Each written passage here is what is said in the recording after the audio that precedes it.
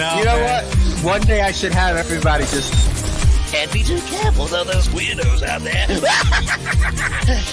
Where's the Warner Brothers of the Sides, bro? You gotta ask yourself, do I feel lucky? Marvel Legends Gauntlet. That is Nano awesome. Gauntlet. Oh, wow. Oh, wow, that's cool. That is...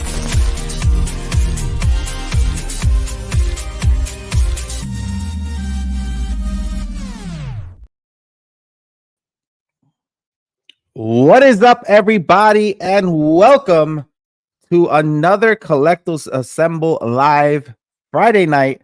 I'm really excited, guys. I'm gonna apologize real quick because I do feel under the weather, but I cannot miss this show. Obviously, we didn't have a show last week because I was working in California, but we're coming back with a banger, guys, because not only do we have one of my favorite sculptors live with us today, that I'm really just honored to have him on the show. He's a good friend of ToyQuest101. I've been in streams with him before. The dude's crazy talented, man, and just his story and all that is just phenomenal. Can't wait to talk to him about it. But we're going to have Daniel Bell on the show, guys. That's right. He will be on the show, especially with all the hype behind all these statues that got revealed for Sideshow, especially during the 12 days. Man, I'm so excited to have him. Perfect timing. And I also have a surprise panel member on the show, which I think some of you might know, some of you might not know yet, but I'm excited to have him because he's a really good friend of the show. You know, my daughter's like one of his favorites, or he's one of my daughter's favorites. And yeah, man, I'm so excited to have him here as well. And of course, we got that packed panel of amazing, talented people who are in the hobby. So let's, without any further ado, let's get started. Let's introduce these beautiful panel members. And I'm just gonna keep starting with let's start with this one. Ready?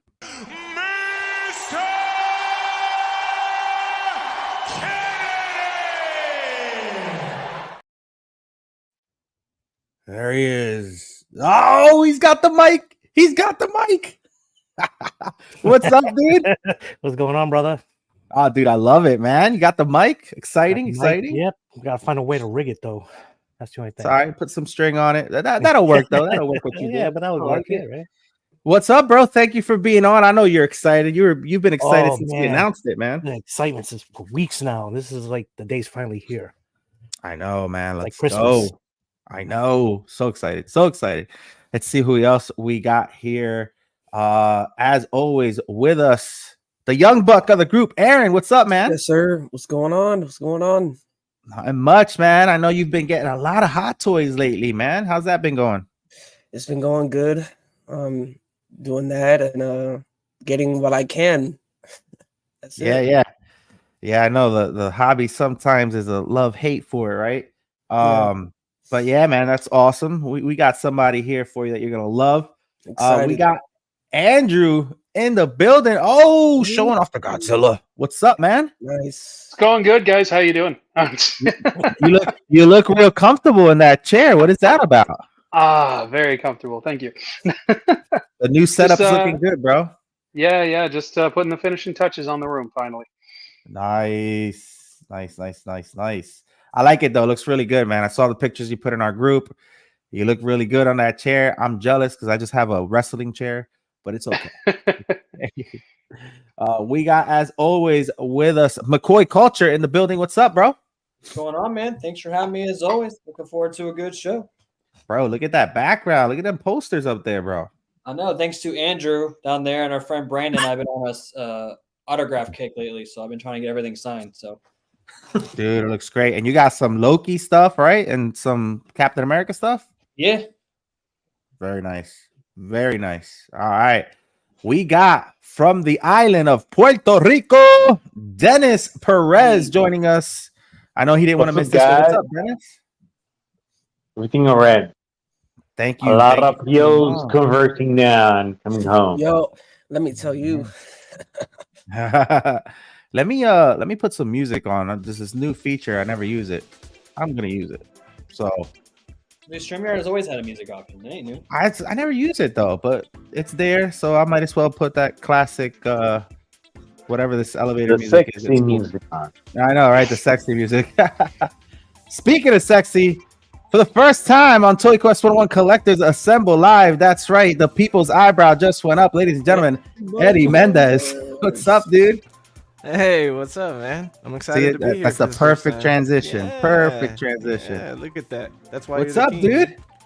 Nothing much, man. I'm excited to stream with everybody. Some familiar faces, some new faces, and definitely excited for your guests tonight. A couple guests, so yeah, I'm hyped, man.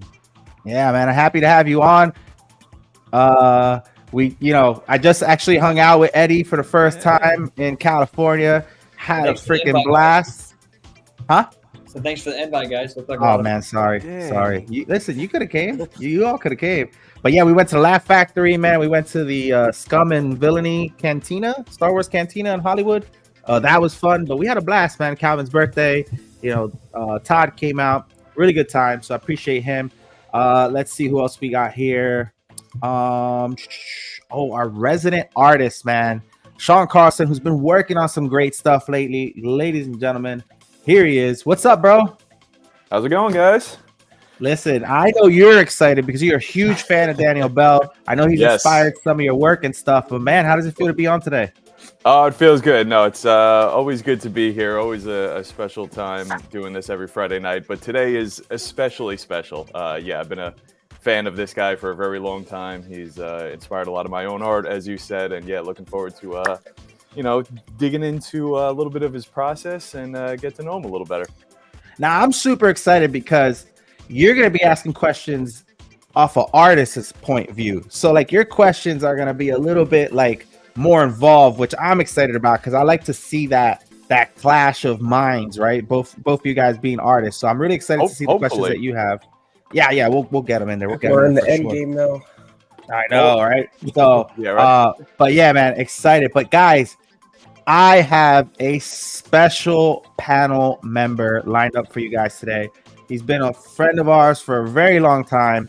He's been on the show once, rocking out to that guitar he holds dear to him in the back of his background.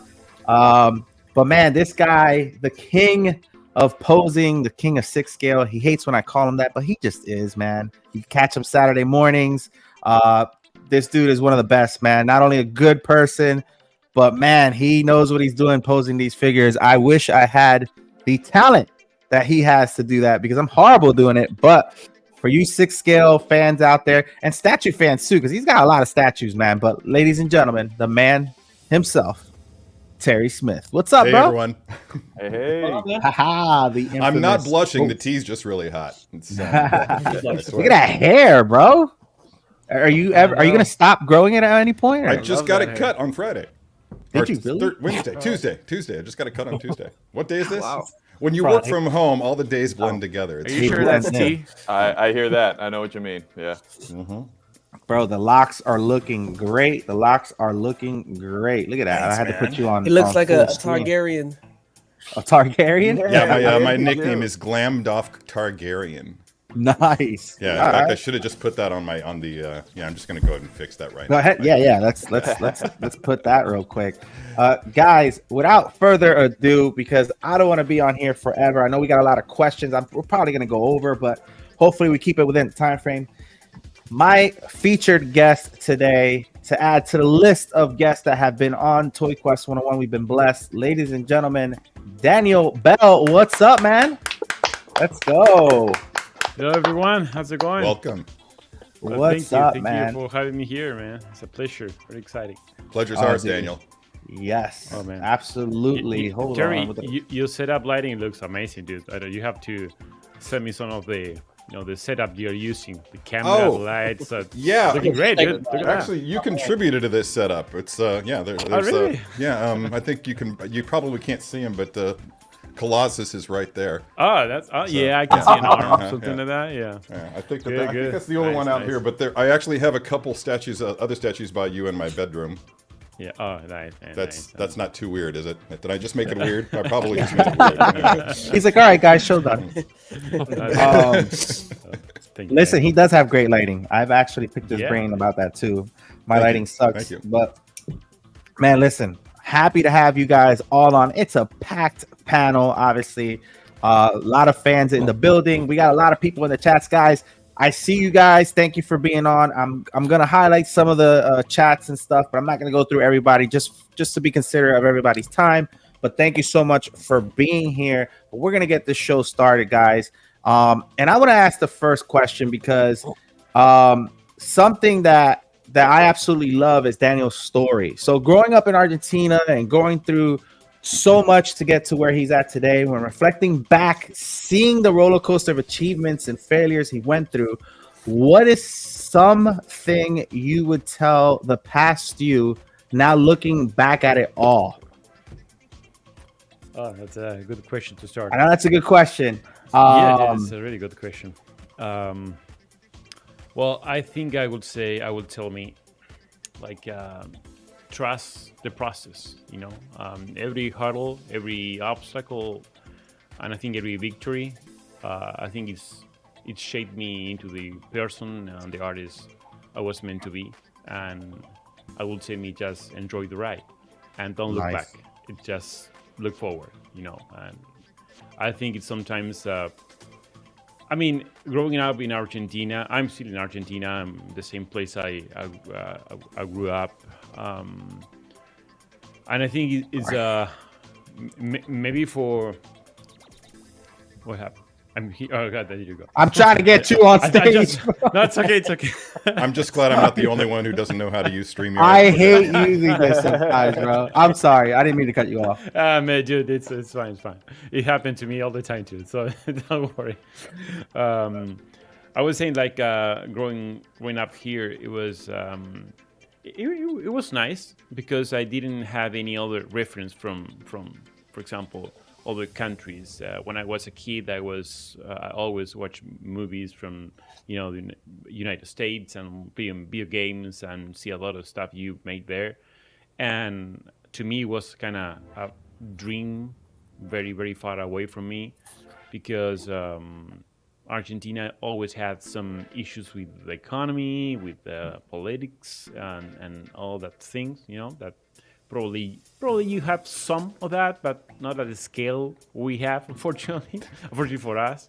But I had a great support. We're working on it. Yeah, I know. But I had a great support from my family, from, you know, the people that who loved me, and you know, I think it was easy for me to get to where I am because the support of the people. Basically, my mom, my dad, my brother, and of course my wife, and nowadays my kids, my two girls. So you know, it's kind of funny when you take a look to, you know, your past and see all the things you have passed through to get to where you are. And I think I will never change. If I had the chance, let's say I have a machine that I can go back in time, I will never change anything because you know, I think nowadays I can appreciate all the things that I'm, you know, let's say my success, all the things all my victories, let's say, I can appreciate it way more than if let's say my upbringing were different, you know, easier, whatever. So I think sometimes it was hard, sometimes it was not so hard, but definitely, you know, having the support that I had, it made everything easier for me. Definitely. Yeah, dude, I love your story. So obviously you grew up in Argentina, you know, representing Argentina. How does it feel to have that, like, country behind your back? And a lot of great artists are coming from, you know, Latin America and stuff. And, you know, growing up, technology was a thing. Obviously, you might have not had all the technology in your hands and stuff. But talk to us a little bit about being from Argentina, growing up, you know, the way you did without so much technology. And no matter what you did, kind of overcoming all these hurdles to, you know, become who you are today. Because that, for me, is the most fascinating thing about you, is like your story and how you got to where you're at. And no matter what the odds were, you kind of overcame all this stuff and you appreciated the little you had and made it such a big thing for you at the end, right? And look at where you at now. You know what I mean? Digital sculptor, art director for Sideshow, one of the best, or if not considered the best, number one, out there, and just coming out with these bangers. Like, we're going to talk a little bit about some of the reveals that Sideshow did with some of your pieces, but you are on a roller coaster, man. But tell us a little bit about that backstory and growing up with Argentina and stuff. Yeah, well, you mentioned it, technology, and of course, I didn't have any great computers at that time, and it was really expensive for me. And even classes or courses or universities, I couldn't do it because I couldn't afford them. But it was. I think that if you really want to do something in your life, it's up to you. It doesn't matter if you have expensive or fancy tools, or I don't know. I'm not saying that don't go to college. Don't know if you have the chance to go to college, of course. But I mean, it's not going to stop you. It didn't stop me. I as I said before, I had the support from my family, and that was enough to get the things that I wanted to get. Again, it wasn't easy, of course, but it's easier when you're not alone, and you're not just yourself. And at the same time, I honestly, I never thought that I was going to, end up working at a big company like Sideshow and get it so much awards and big statues and people following me and asking me questions and sending me messages. It's kind of weird, I'm not saying it's like it's no, man, it's not weird at all. But I mean, it's far from being like a rock star or an actor or whatever famous. Like it's a different kind of thing. But you're still in the field we are.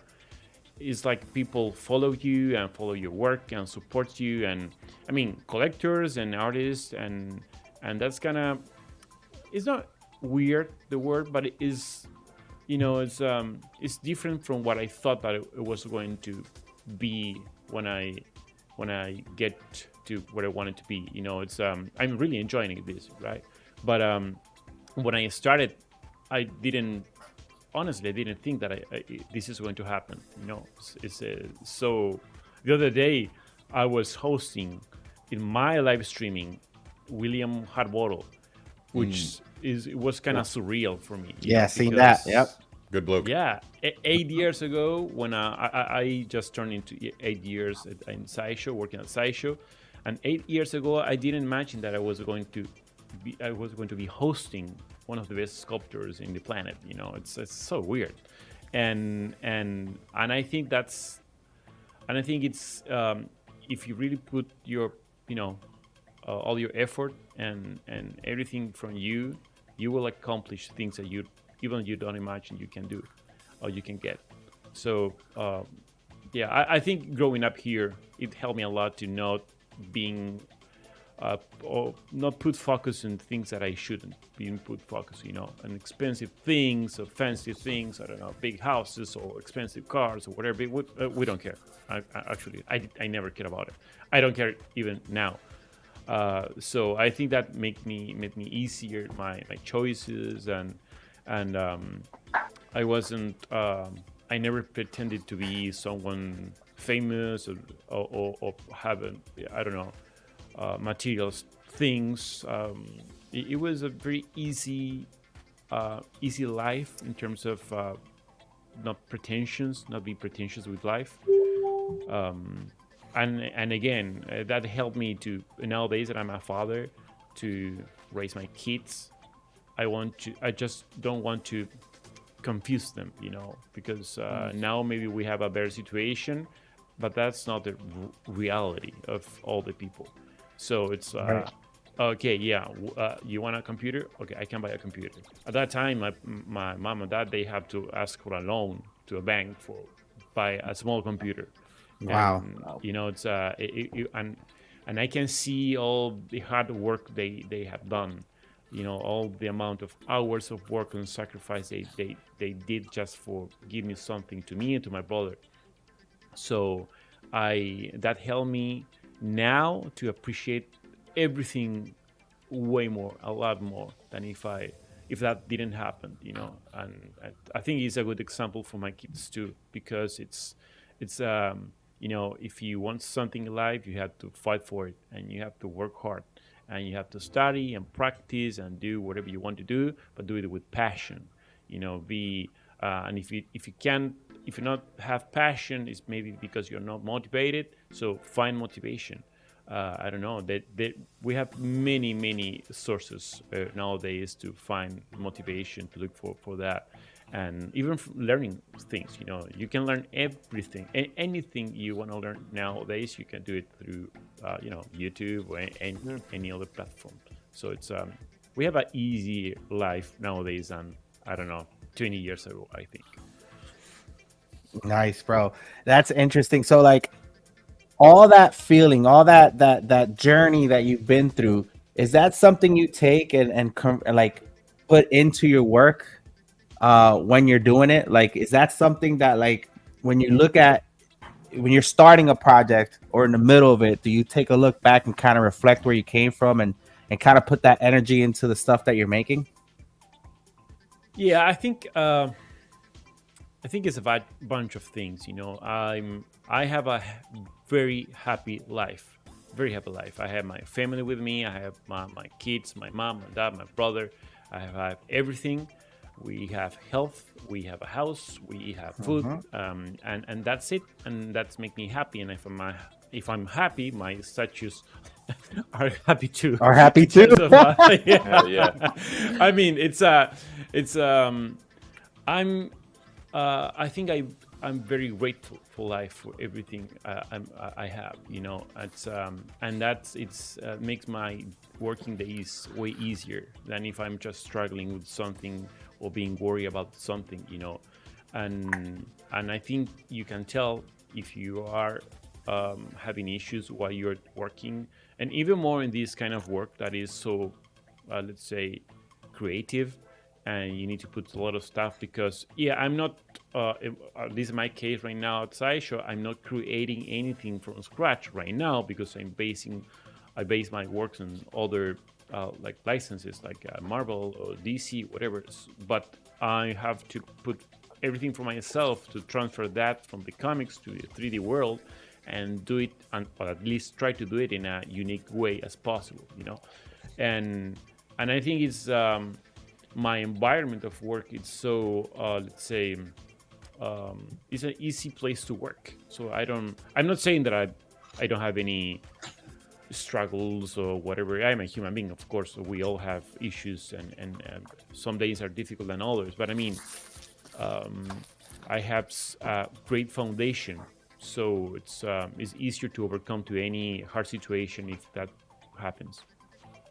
So so my understanding is that you got into sculpting out of a passion for anatomy, and and then the comic book thing came about as a part of your work for Sideshow, or was there a path that led you from traditional sculpture to comic book characters to Sideshow?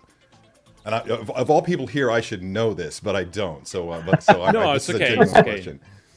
No. It's a great question, because actually, I would say that my passion for sculpting is coming from other places, because for example, I started my career as a digital artist, as a 3D molder. Actually it was a 3D generalist, which is someone who do everything, not so good, but everything. You know, you do edition, you do VFX, you do lighting, rendering, modeling, sculpting. So I started modeling 3D cars in 3D. Okay. I am a huge fan of cars, actually muscle cars, and we don't have those in Argentina, so my only way to have them, it was just modeling in 3D. And I think that ignited my let's say my passion for those things in 3D. And I never was good in painting or drawing. Actually, can't draw anything at all. I'm serious. I can't do it. I never took classes, but that blows my mind. Me too. Blows Yeah, my right. mind. That's crazy to hear. Yeah, That's No, incredible. dude, I think I can. If I try to draw a circle, I will struggle. Because I can't actually do it really good. I'm a circle. I'm right. I can. That maybe, just a little bit. No, but honestly, so I thought that I wasn't good, or it wasn't possible for me to sculpt because I heard many times. Actually, a couple of years ago, more than 10 years ago, I asked a couple friends who were like very good at anatomy and sculpting and traditional and digital, and I said, "Hey, do you think I have a chance if I don't know how to draw or paint? I mean, in sculpting world?" And they told me, no, dude, you can't. I mean, if you don't draw, if you don't know how to do it, it's you will not be a good sculptor because it's the base, it's the foundation of the sculpting. So I was really, I was really worried. I was kind of sad, and then I don't know. I started. I think because I can't remember exactly what video game, but it was a video game that pushed me to start modeling in 3D, not sculpting at that time, because modeling in 3D is kind of different from sculpting, like with a pen, like this pen and the tablet. Modeling, it was more like a poly modeling, like I was modeling the 3D cars, right? It's just a T on A pose, and you have to do something we call poly by poly, which is you start with just a polygon, and then you stretch it again and again, and you try to shape all the views from the front to the side and the top, whatever, and then with the time you will get that character. That sounds very tedious. Yeah. It is tedious. It is, but when you start getting those shapes and you can see that it has a little form, it makes you so happy because that sacrifice really gives you something, Yeah, it's and, like and I would imagine over time it just becomes like, with repetition, then it happens 100%. quicker. 100%. I always have maybe the same example that, for example, building a house is way more gratificant than just buying a house. If you buy a house, that's so good because you don't have to, wait for it. But if you build your house, you can see it growing, and you will be grateful for every single brick you put, on top of the other. It's a gratification you have instead of just the instant things, And nowadays we live in an instant where everything needs to be quick and right now, and I think that at that time, when I was just putting my time modeling things, the cars, the 3D characters, I don't know why, but I found passion on it, and it motivates me a lot to start doing those things. And then I started working in different companies here in Argentina, small places, medium places, bigger companies, whatever. And then I can't remember exactly the dates, but ZBrush came out. It was at that time the first iteration of ZBrush was a 2.5D. It wasn't really 3D. It was kind of a painter like Photoshop, but in 3D. It was kind of weird because you just painted like I was 3D strokes, but something like that. And then when a couple months after, they released the first 3D version of the actual ZBrush that we know nowadays, and that was sculpting. That was my first approach to sculpting something, and it's called sculpting because it looks like you have a sphere or whatever other object, and then you start adding form, adding more mass, or just or taking out mass, and you just grab. It's more organic. It's dynamic. Yeah. Right? And then I had to learn everything again because it was new, and I think that pushed me again and motivates me again to learn something new. because I'm really I find I usually, even nowadays, I find very interesting in learning new things. Not everything, of course, but I don't know, learning new things. I really like that. And I with the time, I think the time passes, and I think I got into the traditional sculpting world through a friend who posted like a clown, the clown from It, the movie It. Oh, Pennywise. Pennywise. Yeah, Pennywise. He did in what was the name of the material we use here? It's called a plasticera, which is a plasticine with beeswax, and that mixture, it will get you like a monster clay. It's something like that. It's a type of clay. Got it. And took a course in Argentina, and then I found these words of nerds like me, that people who love comics, who love movies, who play video games. Because at that time, if I play a video game or watch movies like superhero movies, I was a nerd. And a nerd at those days were something kind of not so good, Yeah. Nowadays is very accepted. Yeah. But I was so happy to found that place, and then I don't know, I just tried to put all my, let's say, my effort into the traditional sculpting. I wasn't too good, so I said, okay, maybe I can try in digital sculpting, and then I started sculpting digital, and I think those were my beginnings, and that's how I started. But it came from the actual 3D modeling cars. That whole time, when you went from 3D modeling cars and stuff, as you say, and then you got into ZBrush, once you got into ZBrush, like what started the human anatomy stuff? Like what references were you using? What was interesting to you? How did that take off? Well, that's a good question, actually, because I didn't know that to be a good sculptor, you had to study anatomy. For me, it was, I can, I don't know, take see a few pictures and see reference, and that's it. And of course, that wasn't true. And I hit really hard the wall of the reality that all my statues and my characters were looking really, really bad. And then I said how I can improve my skills. And then my father-in-law, he's medic, he's a doctor, and he borrowed a couple books from anatomy, but I mean from medicine, it was really hard to read them because like a doctor's book. Yeah. That's wow, that's a good way to learn. I mean, that's a good man to have in your corner. It's for real. Da Vinci and Michelangelo, that's how they learned. Yeah. Cadavers. Yeah, but it was so complicated to read because it was so specific and very technical.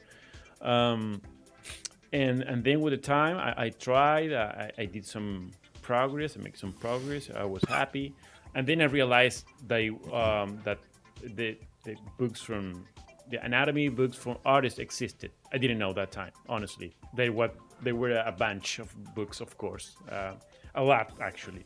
But in Argentina, we couldn't get it because we didn't have Amazon or anything like that, and it was kind of frustrating. Then I met a friend who could bring those books to Argentina, so I was extremely happy. And then I started learning a lot. Was this friend like a smuggler or? Maybe it was kind of like that. Yeah. Okay. Importing contraband. Yeah. Also a good friend to have. Yeah. Yeah, of course. But it was just books. It was just books. Right. A real nerd. Yeah. Listen. And yeah. No, go ahead. No. It's okay. For me, man, I think it's crazy, like the limited sources you had and how you just made it happen, and like where you're at now. And I guess my question, and I know we're kind of jumping a little bit, here and there.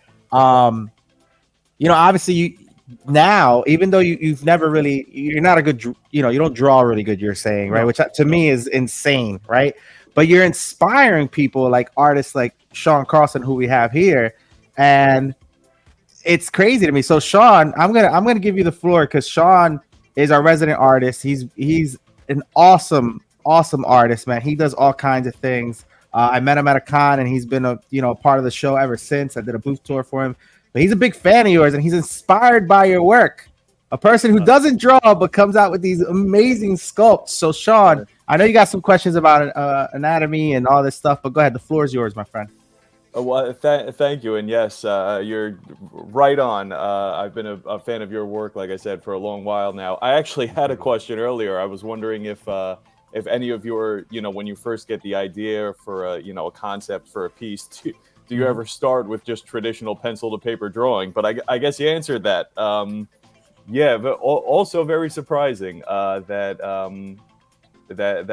doesn't come into play. But something I've always been a big fan of yours is we were actually talking about it a good bit a couple weeks ago when we were reviewing your Batgirl, the new Batgirl statue, which I know we'll get more in depth with later. But something that I've always noticed, and a lot of other people had on that episode, was your sculptures always seem to capture a moment in time. And in order to accomplish that, it's not just the anatomy or the composition, but the storytelling that seems like you really have a good focus on and really hone in on. I was just wondering if you could talk at all about how storytelling works its way into your process, and if there are any sculptures that you've done that you've thought of, some really cool stories that happened either right before or right after that one moment that you captured. Okay. Well, nice to meet you, Sean. I've been seeing your work, and it's really good, man. Oh, so, that for that. that means a lot. But I really appreciate that, man. Thank you very much. He's gonna clip that. He's gonna clip that. You better believe I am. Man. Thank you. No, my pleasure. Actually, sometimes I do some drawings, but drawing is really loose. Like, I have an idea. Give me up. I don't have my iPad or my whatever. I don't know. I'm find a paper. Scribble. Yeah. Same. Yeah, it is just to don't lose that idea. Yes. That same. sometimes it could happen anywhere. Yeah. Well, you know that, of course. Yeah. And about those moments that I capture, it is just pure coincidence. No, I'm kidding. No. I'll be like, damn. All right. Well, sometimes it is an accident. I mean, a nice accident. It's a happy accident, sure. A happy accident. So I will not say most of the time, because sometimes I have an idea in my mind, and I try it. I do a quick mock-up in 3D, a quick sketch, and it works, and sometimes it doesn't work, and I have to try different poses, different things. Even if at Sideshow, sometimes we started with a concept, just a rough idea, and I have to say that Rachel Long and Ian McDonald and Rachel and a few more people at Sideshow are really good at that. They just gave us some very good ideas to start with. Okay. But sometimes it is just, I have an idea, Sideshow. Can I just try it? Yeah, they will say, yes, of course, I need try it. Oh, okay. And so it's sort of reciprocal both ways. It's not like a top down. That's healthy. That's supportive. That's a healthy environment for. It's really healthy. Yeah. It's good. Really healthy. Actually, for example, Batgirl. I remember that I was working, as you guys know, this Batgirl is my first female statue. Yeah. And it doesn't mean that it is my first female piece, because I did some, when I was studying anatomy, I did some female busts and stuff like that. But I just stopped that time, and I put my focus on male sculpts. Right. But I remember that I was having a talk with Richard, and he was showing me a couple of the concepts he was doing for Sideshow. And then I just saw the Batgirl concept, and I said, "Stop right there. Show me that." And he just showed me and said, "Dude, is someone is sculpting that piece?" No one is booked on that one. Oh, okay. If Sideshow allow me, yeah, dude, yeah, 100%. And Sideshow allows me to do, if they trust on me to make my first female sculpt, I want to do that. And then he said, yeah, let me talk with them. Then I was that piece was booked for me. Wow, and it was really challenging for me because that time I was kind of, I would not say unmotivated, but I was doing kind of this. I felt it like I didn't have any real challenge, you know? Yeah, and sure. I said to myself, if I continue this path, I will get bored in a couple months or years from now, and my piece is going to start like decaying. Yeah, getting a little too comfortable sometimes can be a detriment. Yeah. Yeah. I mean, I think nowadays, I heard many times that people say, no, you need to be comfortable all the time because being uncomfortable is really bad for your health or whatever. And that is not true. You know, it's I'm not saying, I'm not saying you need to suffer. You need to, right. Yeah, it's no, but sometimes it's good to put some challenge yourself a little bit. You know, it helps you to grow, helps your mind, helps your everything. You know, and I took that challenge and I put a lot of myself. I had to study a lot of things again. I have to consult. I have to. I received a lot of guidance from Richard, from Ian, from Will, from I was showing my sketches and what you think about this, or maybe I don't know, maybe the face could be more like this or that, or whatever. So it's it was a huge teamwork, you know, and I feel really proud about being part of that team. Because if I have to choose a piece right now that I'm feeling really proud from all my pieces, it is Batgirl. Because hell yeah, with good reason. Thank you guys. Because it was a huge challenge for me. You know, I took it and I did my best, and I really, really enjoyed working that piece. I enjoyed it a lot. You know, it was really fun. Frustrated sometimes, I will not lie, of course. Like every single statue I do, I started like 100%, and then I go. It's a roller coaster, you know. It's, if someone, well, maybe someone could be happy 100% of the time sculpting something, but to me, in my case at least, that is not, it's not like that. It is. Sometimes I feel really happy. Sometimes I hate what I'm doing, and I have to pause at least for a day, or I may jump to another thing, another statue, whatever. It's so, well, you as an artist, you will understand what I'm saying. It is sometimes I just wake up and I don't know, everything is shining. I feel so motivated, so creative, and then the next day it is, oh, dude, I don't know what to do. You know, it's like, I have to sculpt the boots. Oh, I don't know how to do it. I think I don't know. I think that so many people. I think that pretty much anybody can relate to that feeling, no matter what your career is, no matter what your job is. But the people who don't work in the creative field may not understand that when you go to a job. Working at a grocery store, your work is there laid out for you. The task is there presented to you, and you just dive into it and you get it done. You may not feel great while you're doing it, but at least you have it there, and it's easy to just dive into it and do it. But when your job is to conjure something from nothing, then there's just that extra degree of difficulty that's added to it. So that feeling that you get when you're just not feeling that motivated when you start the day, it becomes extra challenging because you're the one that has to create it. It's all down to you. No one's there to start the process for you. You're expected to just generate it. Yeah. How do you 100%.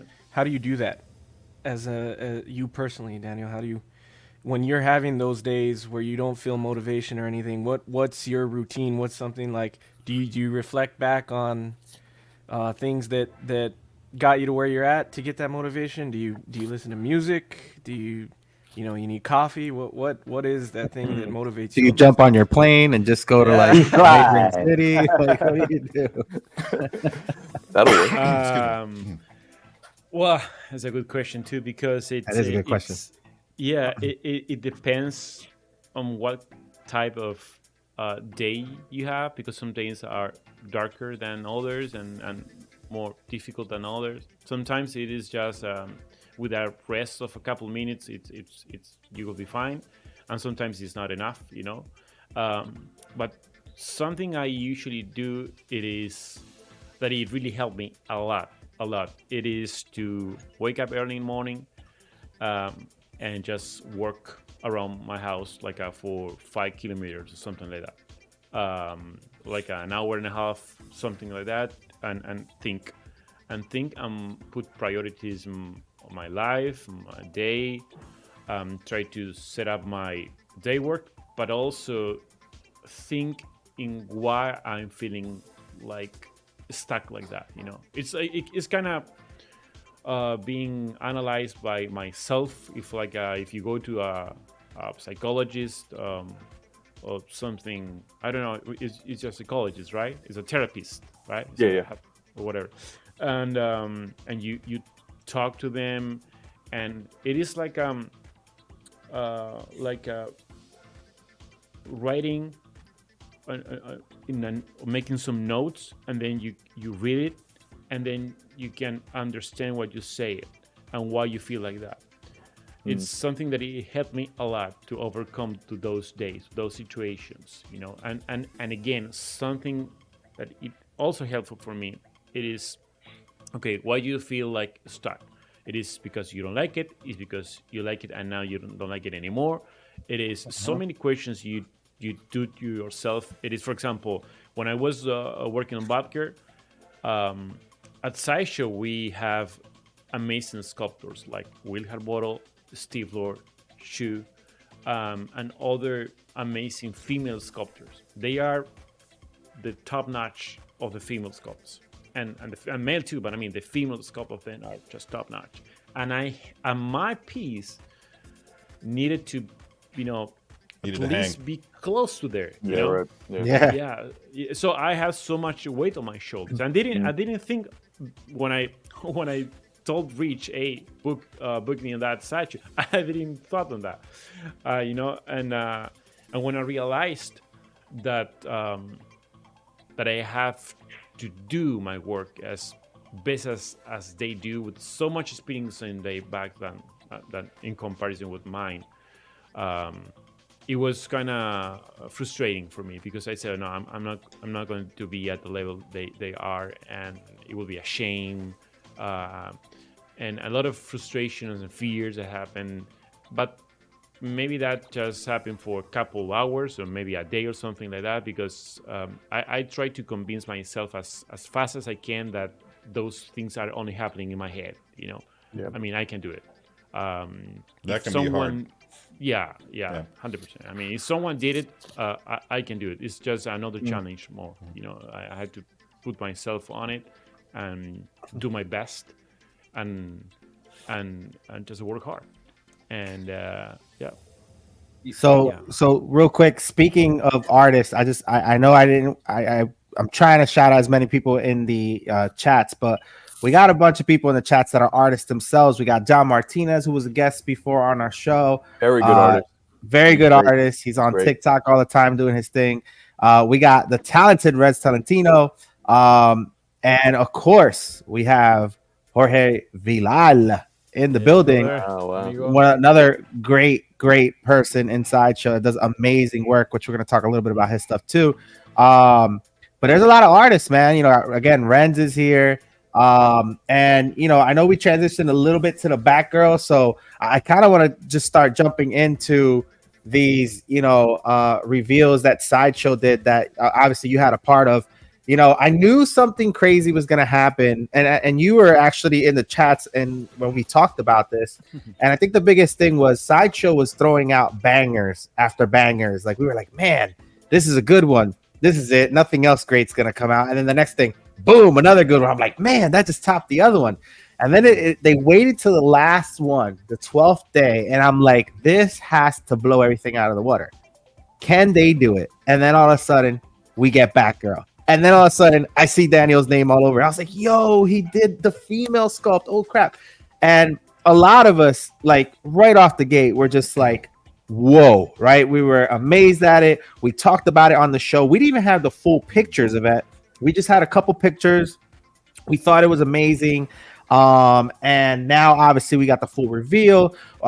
Josh is going to pull up a little bit of your video where you're kind of talking about on your YouTube channel where you're like sculpting it out and stuff. But such an amazing statue. And I know the guys on the panels are excited to talk about this. They've been holding back. So I kind of want to jump on this now. Sure. But this thing is absolutely gorgeous. From the sculpt, from the pose, from obviously that base that like everybody's talking about, right? And I know when we talked about it on the show when it first got revealed, we didn't even know about the little hidden Easter eggs in the base. And then finally it came out more and we were just like, wow, this is really good. And then the light up features. And then like it just more and more was coming out. And I know everybody here appreciated it. So I kind of want to, I'm going to jump over to Anthony Kennedy because I know Anthony Kennedy has been eyeing this piece up. He talks so much about it on the show. But Anthony, any questions you have or any comments you have on this Batgirl? I know you were with us when we talked about it on our show, and you went a little crazy about this. Talk to us a little bit about this one. Oh, this one was it's the pre-order as soon as it went up. And I knew Day nothing one about PO. But did the original sculpt have the faces in clay face, or was that something you, as you're sculpting along the way, you were like, hey, let me toss in that this would make a good Easter egg? Yeah, are you talking about the concept, the original concept? Yeah, like the concept. Like, did it have? Yeah, no. The concept usually are just rough ideas of if the piece is jumping, if it's just standing. It have some colors. So if it's modern, if it looks like a classic vibes or whatever, it gives you a mood, right? So I just base my work on that without losing the essence. And meanwhile, you're working on it because you can see it in different angles, and you looking at tons of references from everywhere. I remember. I don't know if it's the best example of reference, but I remember that I was. I don't know why, but do you remember the Terminator 2 movie? Yes, of course. When the T-1000, how do we call them? The name of the T-1000? T-1000 just started melting in these in the metal, like a lava, whatever I can remember. How I pronounce that. And they were shaping to all the faces and the people who changed and mimicked. And then I said, okay, we have a clay face in the base that is dying, is agonizing, and he's like a shapeshifter. So maybe why not all these faces are kind of agonizing at the same time. And I decided to put Batman, Gordon, and Nightwing there because they were really connected to her story in many ways. And but I just came out and I said, hey, it would be a nice idea. Yeah, we can do it. Just put it there. I mean, and see how it looks. And I think it looks good. It's sort of cool too because it suggests that there's something internalized in Clayface, like almost a fight or flight mode. So when he's about to be unconscious or he's about to die, then immediately his mind goes into, okay, who can I turn into to get away from this situation so that I can hide? He wants to go into cover, and I just love that. I think that's a fantastic concept. Thank you, brother. Thank you. Yeah, it's a great example of keeping your eyes and ears open and pulling inspiration from everywhere. We're not just looking at Clayface, but yeah, that moment from Terminator that sticks in your mind and pulling from that. Yeah, that's very cool. Yeah. I mean, and also Thank you, man. And also the I don't know, video games and all the sources, because you know, you can get inspiration for many places. It could be anything you see in the street, anything you see in, I don't know, your house, a shadow, I don't know, a tree. Anything could inspire to do. Oh, I have an idea. I'm kind of seeing this kind of weird cloud. It looks like I don't know, whatever. And then it's something that inspires you. You know, some things are more subjective, but it helps. And I think that's the part to be creative. And I can see now my young kids. I have 2 girls. One is 8. The other one is 4. And they are pure creativity. They just pure imagination. And that's exactly what that we lose when we are older, when they start growing up, because we think that that's for kids, and you have too much imagination. I remember someone told me when I was a teenager, "Oh no, your imagination's too," but I mean, he didn't say it in a good way. Yeah, well, you don't have enough imagination. Yeah, right. yeah. Stop it. And the nice thing of these kind of works is you can let it fly. You can just let it, be, and of course you need to work in your criteria to do something good with that imagination, those ideas, right? I just want to interject really quick to say that the most personal effect that seeing this for the first time had on me. I've never really been a great follower of Batgirl. I've always loved her as like a secondary character, a supporting role in a Batman comic book, and I've never read a single Batgirl issue. Birds of Prey, I think she was I think she was part of that too, right? But I never read that. Looking at this makes me feel the lack of Batgirl in my life. I really do wish that it's kind of tempting to just go back and buy some trades. Thank you, brother. Thank you. Really appreciate it. So inspirational. Thanks, man. I think I got the kind of same reactions that I got with Thor, Breaker of Beanstorm. Oh, I remember. Great piece. I've got that. Thank you, man. Thank you. Because that piece helped me to understand that it doesn't matter if you collect Marvel statues, DC statues, other lines or license. If the piece looks interesting, looks cool, or looks badass, like you said, like you say, it will cost you, something to you that maybe you want to collect them. And if it's really hard to provoke that in people. To make that in people. So I don't honestly, I don't know how to do it. It is pure accident. That is pure accident. I know the recipe, I know the ingredients that a piece should have to look nice, look good, but I never expected the reaction of the people for this piece. I'm totally honest. That's interesting to me, and I'll tell you why, because you had that same reaction when you saw the design. Yeah, it inspired you just as much as your me. sculpture is inspiring other people. That's a good point. It's weird, It's something that I maybe it's because there are 2 characters and the way that you can put. But this is something good, something interesting actually. If you have a big character, a big monster, any other monster, and if you cut them into a half, it will look kind of creepy. And probably licensor, they will tell you, no, you can't do that. But Clayface, it is a kind of mud. It's clay, right? So it doesn't matter if it's half of him. It will not look creepy because, you can put it there. And I remember that when I saw the concept, it said, we can make it bigger, actually. And it doesn't matter if we don't have the full body. Actually, no one say anything about, there is no full clay face there, right? I didn't see any single comment, so it worked. But if you have, for example, I don't know, any other big villain, you will have to, I don't know, find the ways to put something in the ground, maybe breaking, whatever. And sometimes it doesn't look good. It looks forced, And so I think all the ingredients on this piece really worked for the concept and for the composition.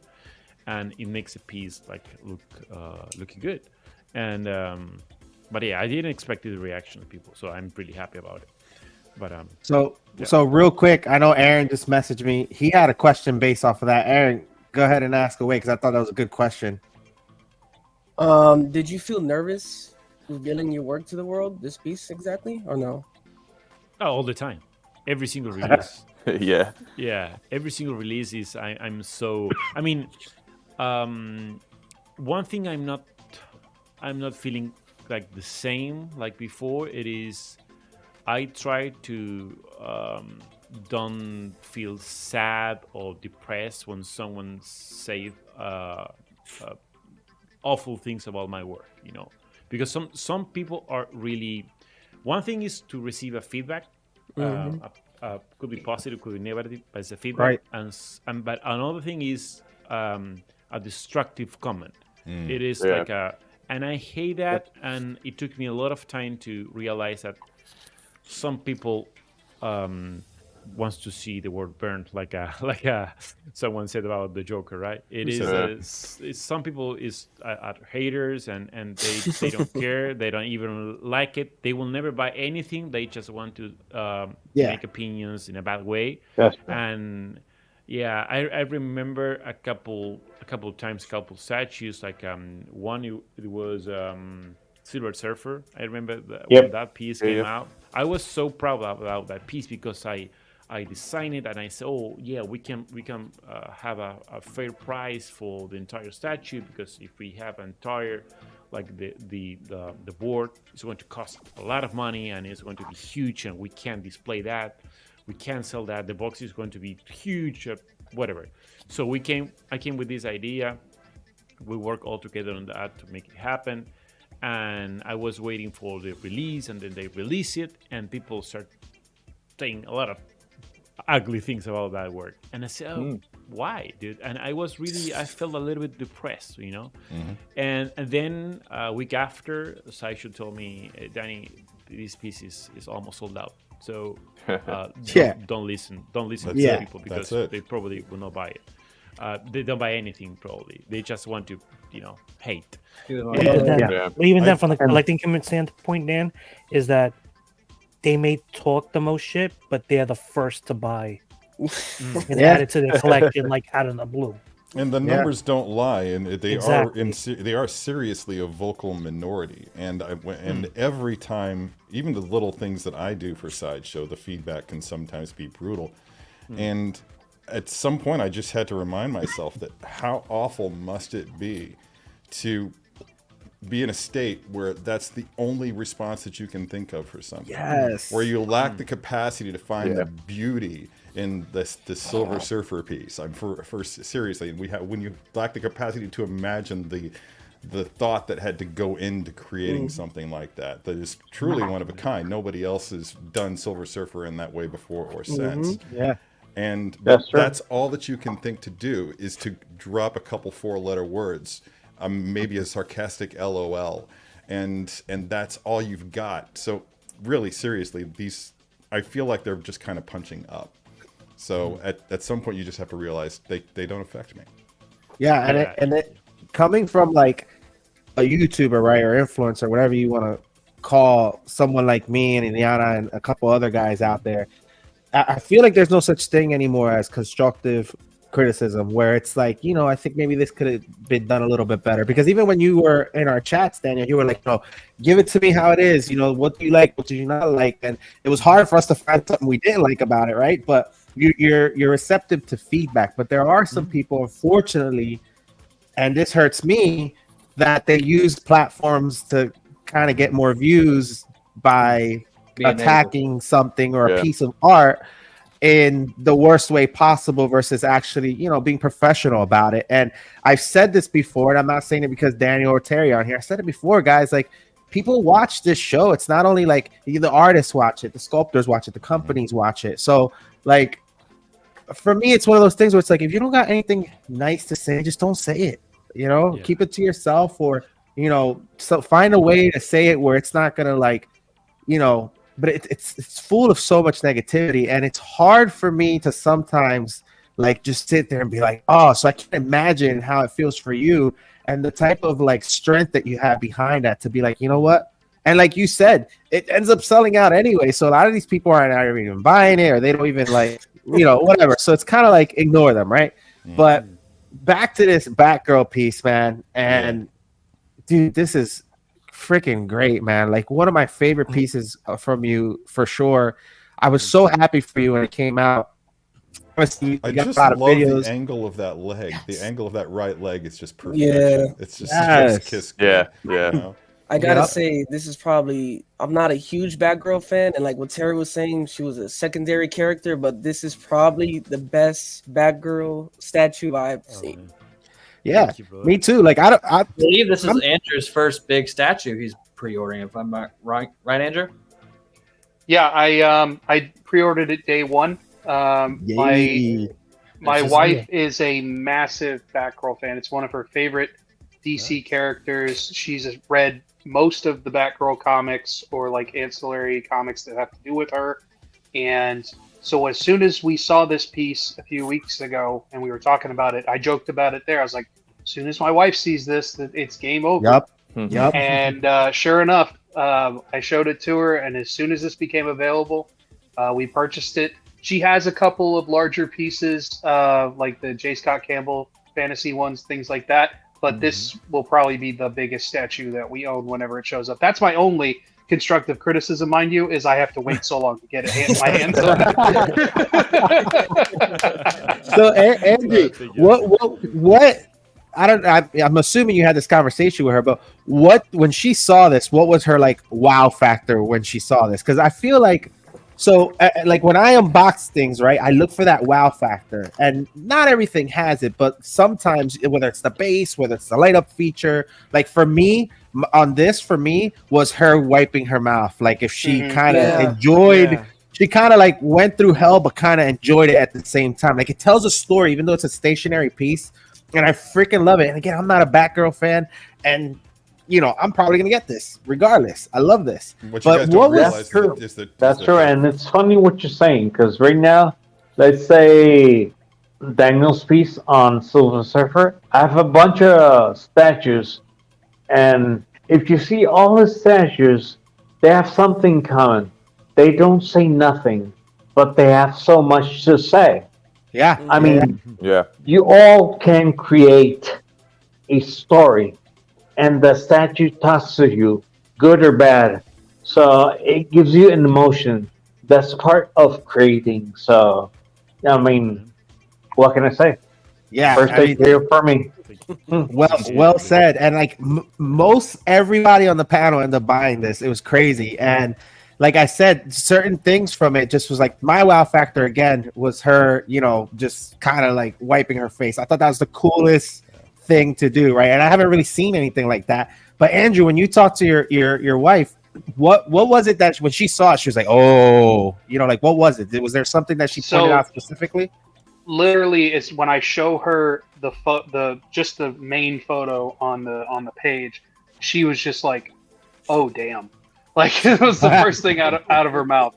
And so I did get some feedback from her, and first of all, it was also a selling point with the Clayface thing, because Clayface is one of her favorite like Rogues Gallery characters. Feel like she loves that one because she's a huge Batman the Animated Series fan. Like that is her thing, and so she loved that interpretation of it, and the whole, obviously like the fact that he's sort of a mimic, but the kind of tragic backstory to him, and that version of Clayface, and that she's always wanted to see like a really good live action interpretation of that. But the fact that he was incorporated into this piece was a big plus. But just as far as Batgirl specifically, she said, from her perspective, it was the power and the strength behind it. At the same time, you have that like confident sensuality still shining through with the fact that this is a strong female character.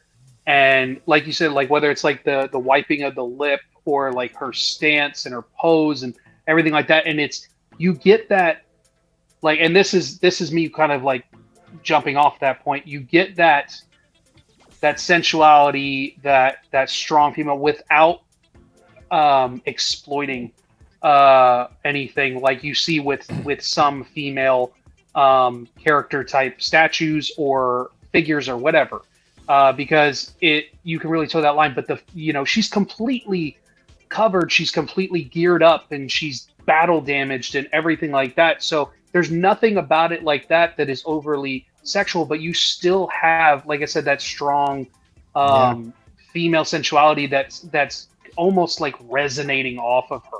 You know what I mean? It's she's like just badass, bro. She's just badass. Like, it doesn't matter that it's a female or a male character. She's just badass, and you're just getting all of that from the pose, the look. Just the look on her face, honestly, is enough to just like make you go, "Holy crap!" I don't know what it is about it, but it's one of those things. I can't wait to see this thing in person. We're gonna lose our minds when we unbox this thing. Honestly, I saw it in person when I went to Sideshow, because I don't have the chance, but most of the time you will see it in person first than me. So I think I went to Sideshow. Yeah, dude. Yeah, because I'm in Argentina.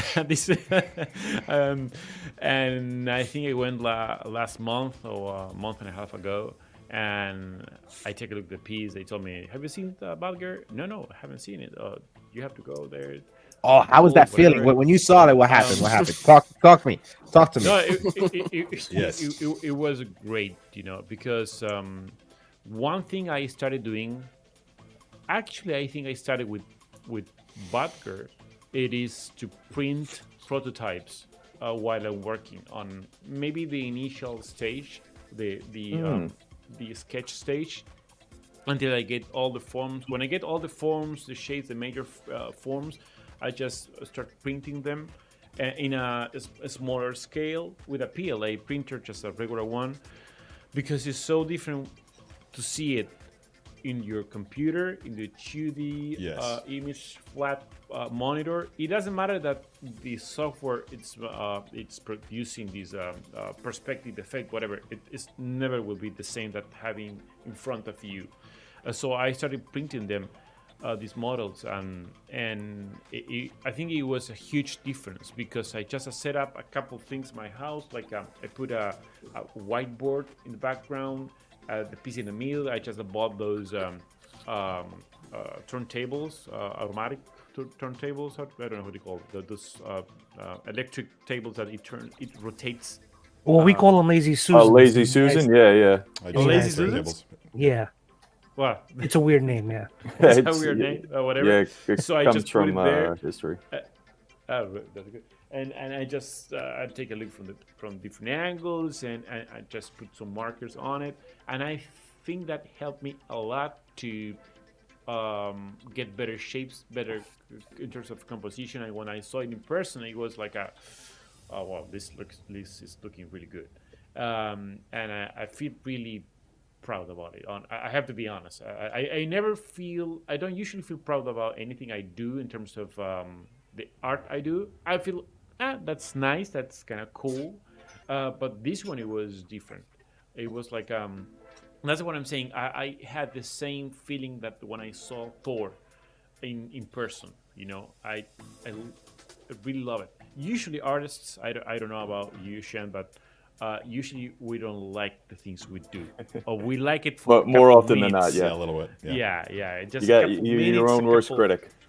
Yeah, it's like I couldn't do it better. It's always I always have that feeling. Yeah. And it isn't about time, because I have plenty of time to sculpt my statues.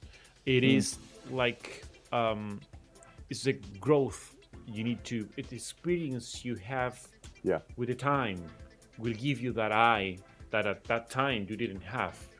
It is a natural evolution of yourself as an artist, as a person. Yeah. So it doesn't matter if you need an extra week, an extra 2 weeks to put it on it. It doesn't matter. I'm not going to make it better. Maybe if I do it, I don't know, in a year from now, I can put some extra stuff that it will make it better. Right. No, nowadays, right. And when I saw it, it was that reaction, and and actually people from that didn't see it in person, it was like, oh, what is that? You know, it's that's kind of crazy. And I think you won't like it when you see it in person. It looks even better than the photos or the 3D or whatever it is from different angles. So is this one coming home with you? Solid. What's that? Are you gonna have one for yourself at home? Yeah, 100%.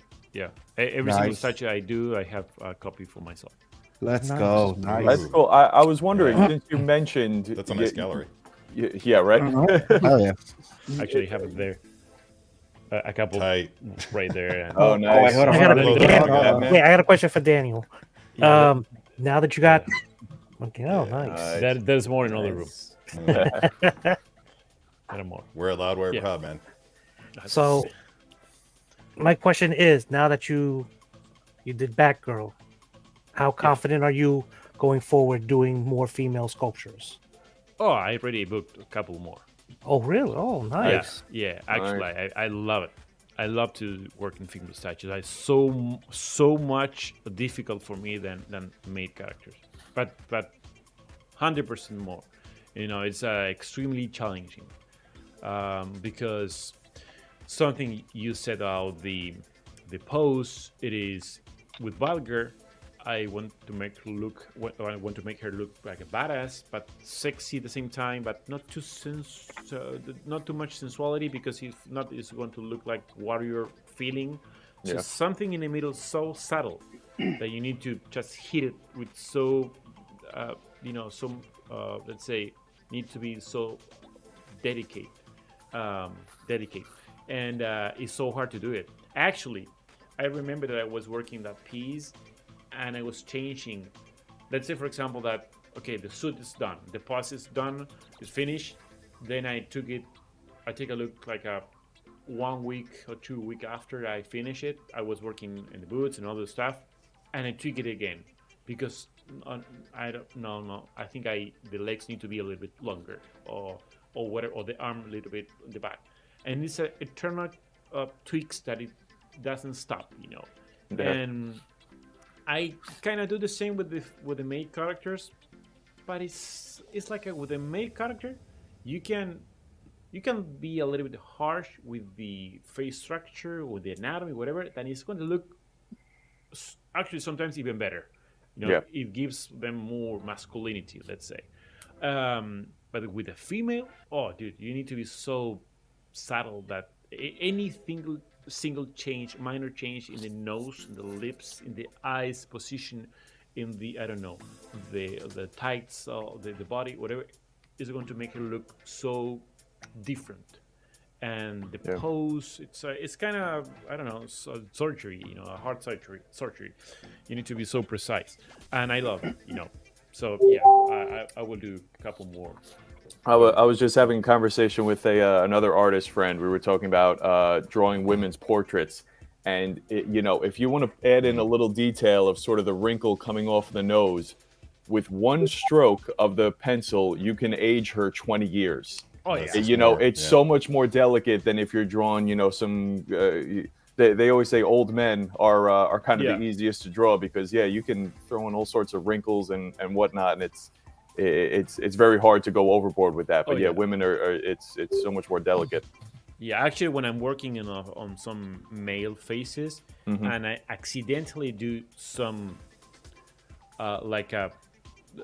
those features you just mentioned, frown lines. It looks kind of older. I think it looks better, and I leave it like that. You know, it's I don't make them younger, and the women face, it is, if you go too much, there's something in the middle that is so subtle that it's really hard to miss. And I think that I had a lot of guidance with from Richard and from Ian, especially from Ian McDonald about the face. He's a perfectionist in terms of female faces. He's really good doing that. He's really good at that. Oh, it's really good. Yeah, Ian McDonald and Richard both, but Ian in terms of faces is awesome. Yeah. Real quick, guys, I just want to reference the chats real quick. I got a super chat here. Thank you so much, Mike. Show us some love. Hey guys, Daniel, you are a hero of mine. Thank you. Appreciate the super chat. I'm dying over here coughing if you haven't seen me. But Mike, thank you so much, man. Really appreciate that. You got Jelena here saying the statue is beautiful. You got Mike here saying my first bell statue was Logan. Love that piece so much. You're getting so many, so much love from the chats. Real quick, I do have a couple questions that I want to kind of let me see what I can and can't ask. Let me see. Oh, here we go. This is a pretty decent question, and then from here, Josh has a question for you. But Collector Joey, another great person. If you weren't sculpting, what other form of art would you want to make a career out of? A form of art? I would love to be a painter, even if I don't paint and I don't know nothing about painting. But I love to see those videos of like a process that people are painting, are memorizing to me. It doesn't happen with the sculpting. When I see someone sculpting, it's like maybe it's because I do that, and that is common to me. But when I see people painting and starting from scratch and do something really beautiful, it's like, oh, that would be interesting. And maybe one day I will try painting a little bit, maybe some backgrounds, stuff like that. Nice. 168 awesome. Would love to see that. Thing here. And Mano, man, you always bring the best folks on, and thank you for setting this up so we, the collector, can get an inside look at the artist. Yep, that's my goal. To kind of bridge that gap, right, between some of the things you guys have at home and the person who created it. For me, all this is art, and I do appreciate the people behind it. Josh, go ahead with your question. That's a good one.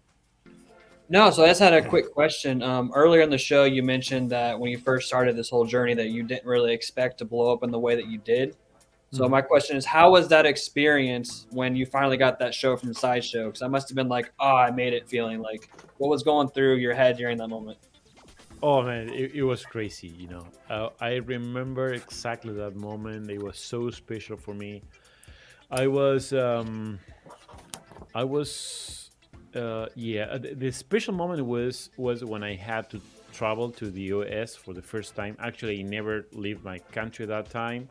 It was my first time, and I had to apply for a visa, for a passport. I didn't have a passport even. And I remember that Will Harbottle, he put in contact with me, and he told me, hey, Danny, I think I was working on Captain America at that time. I finished the Captain America, and they liked it, so they decided to meet me in person to see if I was going to be a part of their team or not, or just a freelance sculptor. And then they told me, Tom, who is one of the owners, he said, he's the creative chief of Sideshow. He said, Danny, I want to meet you in person because we have to talk a few things. So I was so nervous, and my English was horrible, even horrible than now. Even worse. And I remember that Will told me, hey, Danny, I can get you, I can find you a place for you to stay, but I can't get you the plane tickets. I'm sorry for that. I mean, if you can't come, it will be awesome because Tom will meet you and you can have a better chance to see what happened. So I remember that I was doing kind of bad with money at that time. It wasn't really good.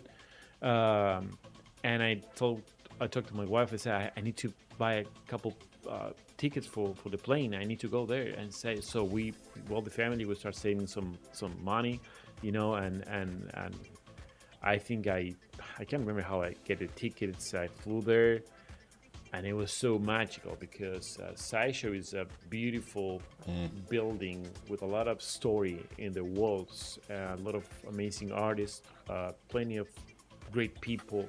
They treat me so well. I felt like I was in home, and I had a great conversation with Tom. He told me that I was part of the team. I remember he told me like a speech of that I was selected for a great team, whatever. I was like my mind was in another place. Then I went to the hotel or the house. I can't remember if it was a house I have, and I think I called my wife, and we both cried in the phone because it was a kind of dream come true. You know, I'm a Latin American guy, having some success in the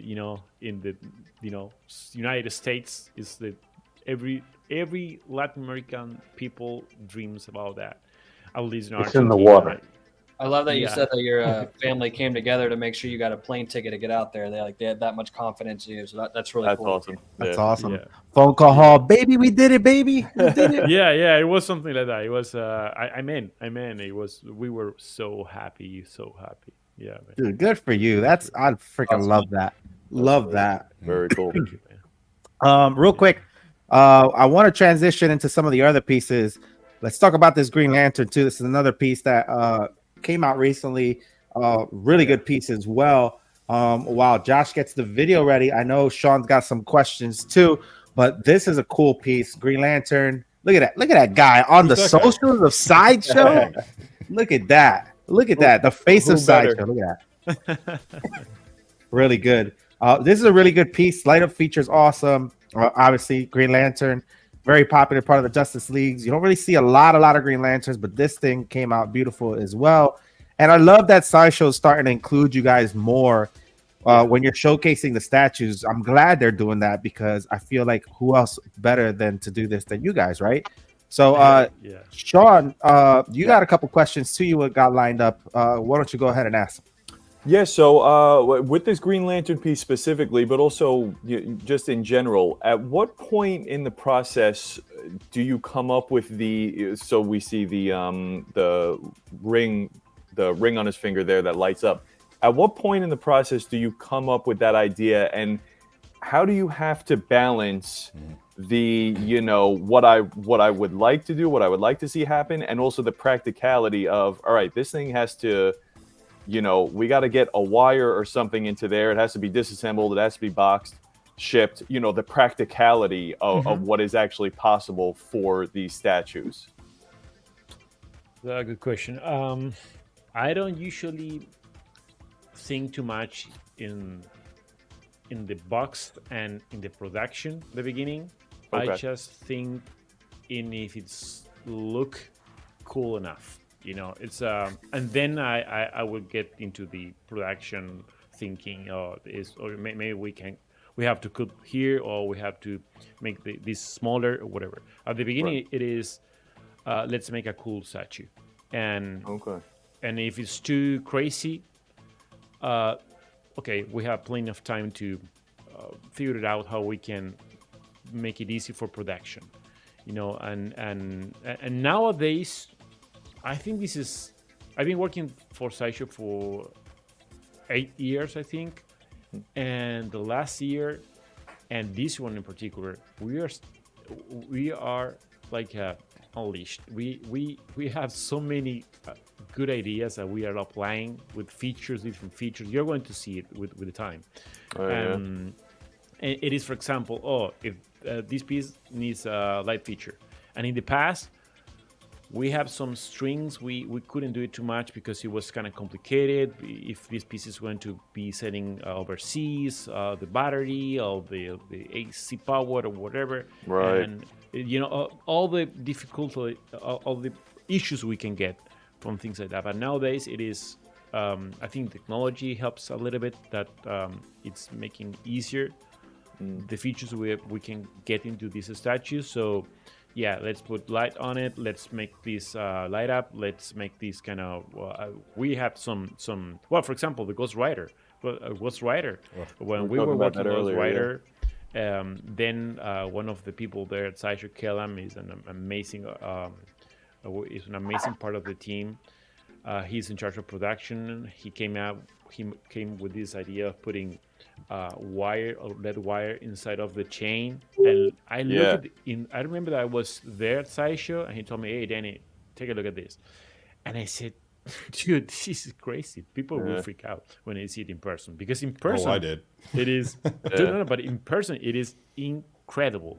It is incredible, and I'm not trying to sell anything. I mean, I don't care about that. It's sell by itself, and I said, okay, we have plenty of opportunities with this new technology. I said, yes, we have. So now I'm just thinking in a different way how we can apply from features to the statue rather than just thinking a statue and then adding a couple features. It is different way to think from myself. I think it helps me to put more creativity or have more freedom when I'm thinking.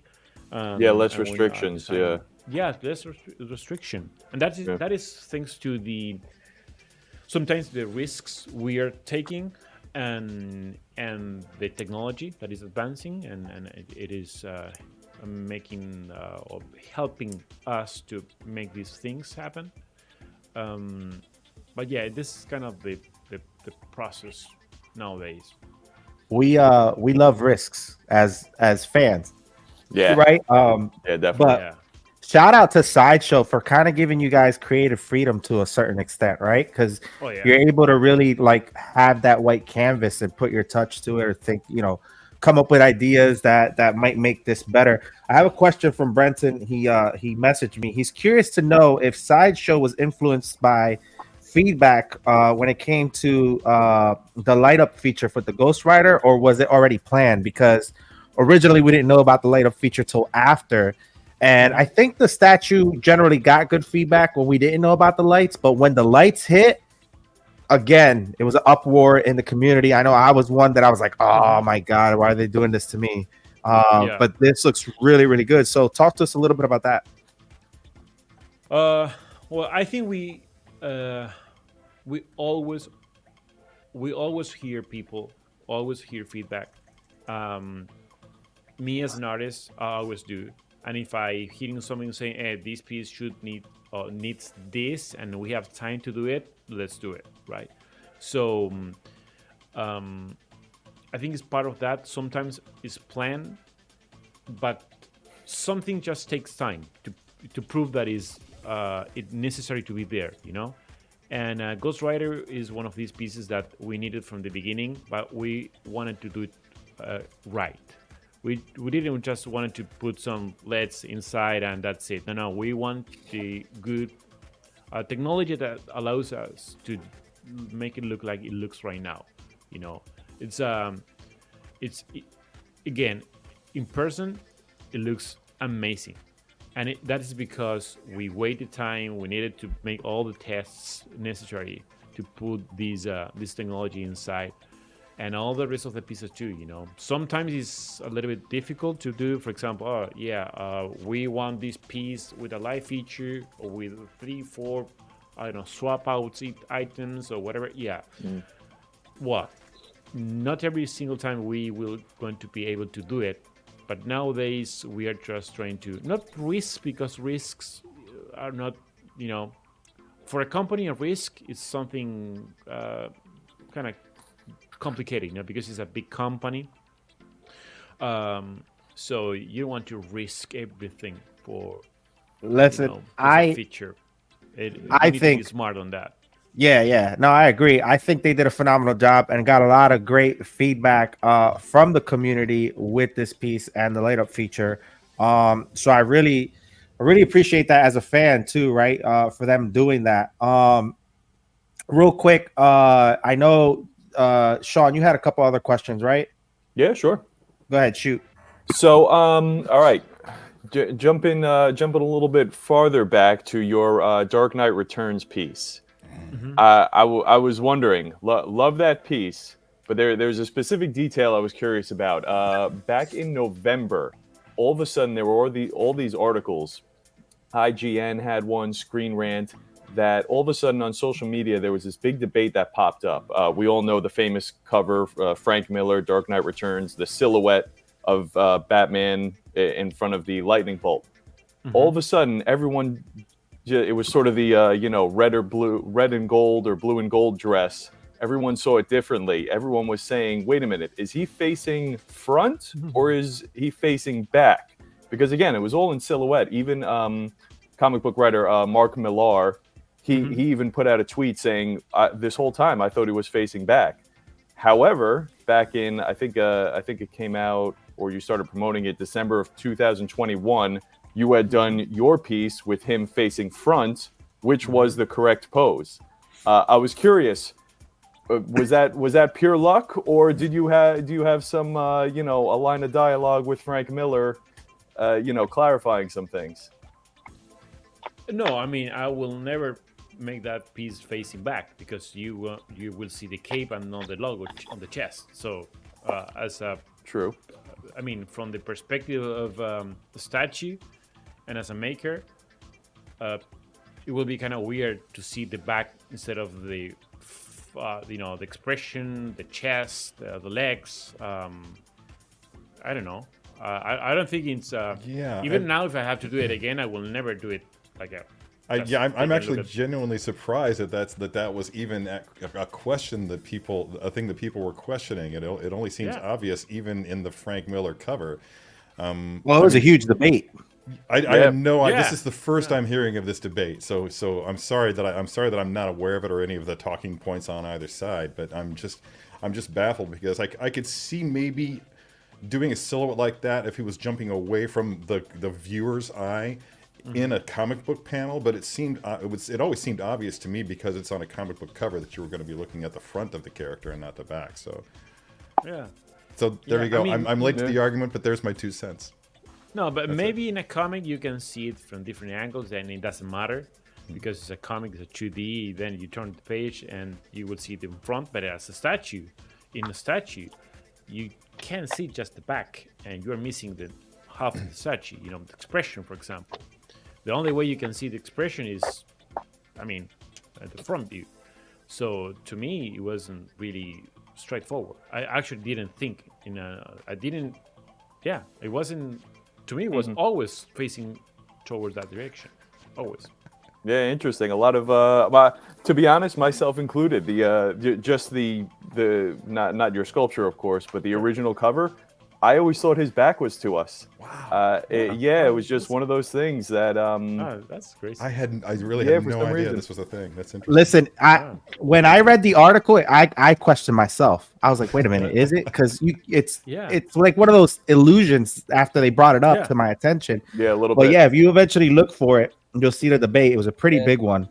But again, this is another piece that came out really good. I know Dennis has this, right, Dennis? Yes, sir.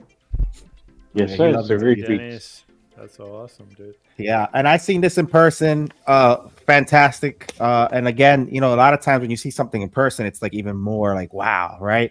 And speaking of that, I know Terry, you said you saw a couple things in person. You got a lot of things in your collection too.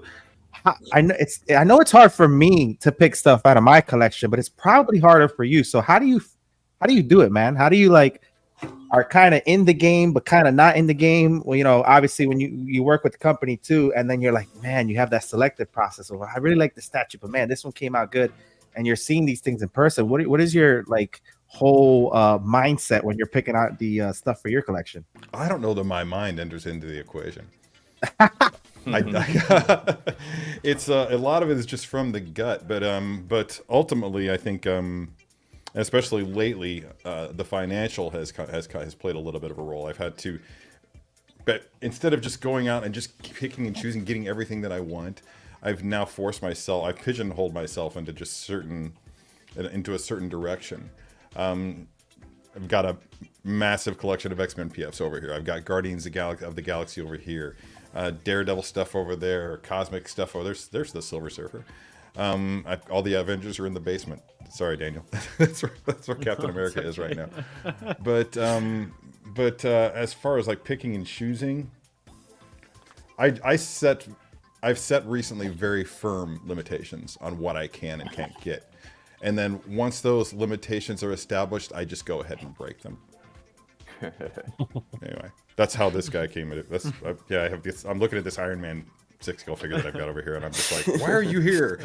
You're not Star Wars. What are you doing here? Oh, God.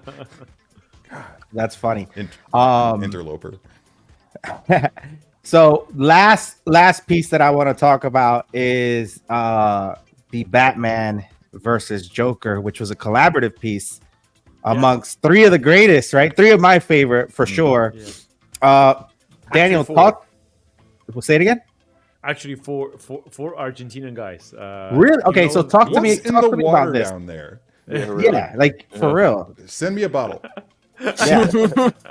Talk to me about the process behind this, because this was another one that they revealed and everybody's like, oh, it looks good, right? Like, talk to us about how it was more of a collaborative effort, and like, you know, I think this came out phenomenal as well, but go ahead, the floor is yours. Yeah. Well, Martin Canale, one of my dear friends, my mentor at Sideshow. Miss that guy. He wanted to work together in one piece since a lot of time, and then I remember that we were having some discussions about what's next pieces, what our next projects, and then he said we can do something together. Then we had a discussion internally, and I said, okay, what would you have in mind? Okay, Batman versus Joker. I mean, I think I finished Batman. I can't remember what other pieces I did after the Batman Dark Knight, but I remember that I said, okay, I have to do I will work on Batman, and then you will work on Joker, because I know, now I remember he wanted to do a Joker, and because I did the Joker, the Dark Tail Joker, and said, okay, it's all yours, you can have it, and then I will work on Batman, of course. So we started with the concept of Richard Long 2. Martin changed it a little bit to add different elements, and he changed the composition. We started playing with different ways to portray this statue, so you have the feeling that they are falling through floors and just keep punching themselves and having this kind of eternal battle, and I think that is how it started, with just an idea of do something together, and yeah, I think it was as simple as that. And then during the process, Jorge Bichar was working. He worked on the base, on some elements of the base, and I think some elements of Joker. And I did the Batman, the whole thing. I think George, he also worked on the flames of the cape, I think. What else? And one of my friends, too, Claudio, from my live streaming, Claudio Abraham, he worked in one of the pieces that is a placeholder for the swap outs. That is Claudio did that? Yeah, it's a piece. It's an awesome. Nice. It's a kind of you will see it. I don't know if they show it yet. I like that he's smacking Batman with a fish. I think that's hilarious. But the fish guy. And it has many things around it. I mean, you haven't. I think they didn't release any pictures. I know. I can't wait till they show more though. No, man. This is the only picture we have so far, right? Yeah, I think so. Yep. But I always love Easter eggs, for sure. Real quick before we end the show, look at this guy. Look at this guy. Before we end the show, I want to leave it on this note, because I just want you guys. This is the fun stuff for me. I want you guys to see how talented and how much this guy puts. Like, if he puts his mind on something, he's gonna do it. My guy has officially gotten his pilot license, and you're graduated now, right? Yeah. Graduated now, and officially flying. You're crazy, bro. Talk to me about your love for flying. How did this even happen? Did you get bored? You're like, you know what? I'm gonna go fly a plane. Tell me about that real quick. No, it was actually, it came from fear of flying. Actually, what? I was terrified. I was terrified to get up in a plane, and I'd missed a lot of opportunities to visit places, to attend to events because of the fear of flight. And I think 2-3 years ago, I started playing a game, it's a simulation game that it's called DCS. And it's I can't remember exact. Oh no, yeah, I do remember. It's I started with F-18. You know, it's an F-18. It's a jet fighter, and but this is a simulation game, so it's not a game that you just put it the Like a plane Tomcat, like a jet fighter.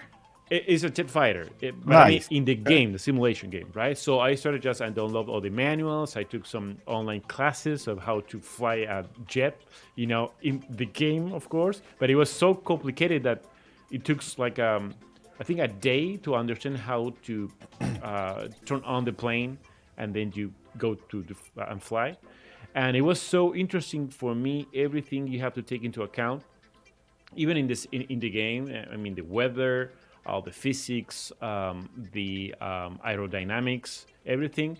So I think I took those classes for a couple months. Then I started with a flight simulator in smaller planes, and then one day my wife told me, "Hey, Danny, why you don't go to take some real classes? I mean, in a real plane." I say, no, that's crazy. I will never do that. And a week after, I was taking my first class, of course, because my wife told me. So has she been in a plane with you yet? Yeah, she went like What? 2 or 3 times, but she's not. I mean, small planes are not the same as a bigger plane. No. Like Yeah, because this is like a mud skipper, right? Like these are like the little propelled ones. Yeah, it's, those are little Cessna 150, 152, and Piper P11, which are just one engine planes, and it moves. As you can see here, it's really bumpy, Very shaky. And you can tell your body until you get like a 10, 11, or 12 hours flying. Your body feels kind of funny, you know. You're fighting all the time with the pressure and the turbulences and all the feelings you have in your body. And after 10 hours approximately, you start enjoying the process of flying. And then after that, it's awesome. I mean, it's like Yo, you landed that thing by yourself and everything. That was pretty good. I was just checking. I'm like, the dude just landed that Yeah, but it plane. looked like he did it with one hand. Like, Yeah, all right. You're like, Crazy. geez. Yeah, Listen, it's I love you, Daniel, but I don't think I would get on a plane like that. I'm man, sorry. You're missing the opportunity, dude. I bet you it's gorgeous though, like because you're It is. seeing everything, and It is ugh, amazing. crazy. It is amazing to see the work Negative from Ghost out Rider. there. I've been on one plane like that before in my life, and the entire flight it was just like shaky. There was me and like 5 other passengers, and everybody was just quiet because it was just like this the whole time. Yeah, I it say is. that, and I'm going to Brazil, and I gotta take one of those to fly within the country. So I'm can't wait. Okay, man. Nah, you'll be So fine. end question is gonna come from our youngest in the group, Aaron. You got a nice question that I feel is a very good one. So why don't you ask it? Because So, as the youngest in the group, what advice would you give to young sculptors and upcoming sculptors? That's a good question, man. That's a good question. Man, I've received so many messages from people, from young artists, from people that are not so young, but they feel unmotivated nowadays with all these new technologies, the AI, and all the, I don't know, a lot of artists out there, and I will say always the same. If you feel a little bit of passion about something, just a little bit of curiosity, just do it, because it's up to you. It doesn't matter. I think as I said before at the beginning of this conversation, it doesn't matter from where you are, how much money you have, anything. If the country, I have friends from Venezuela, from the countries who are are really, really struggling these times, and they just changing their lives because they took the decision to do it, and it's up to you. It's up it's your decision. It is, if you can invest a little bit of your time, scrolling in Instagram, on YouTube, or whatever, you can use that time to study something interesting that you may like. Sometimes you will never know until you get the experience, until you try and you see if something that something that you like to do it, and if you find that it's something that you will love to do, just do it. It is, it's as simple as that. It sounds simple. It is simple, but it's not easy, which is a different things,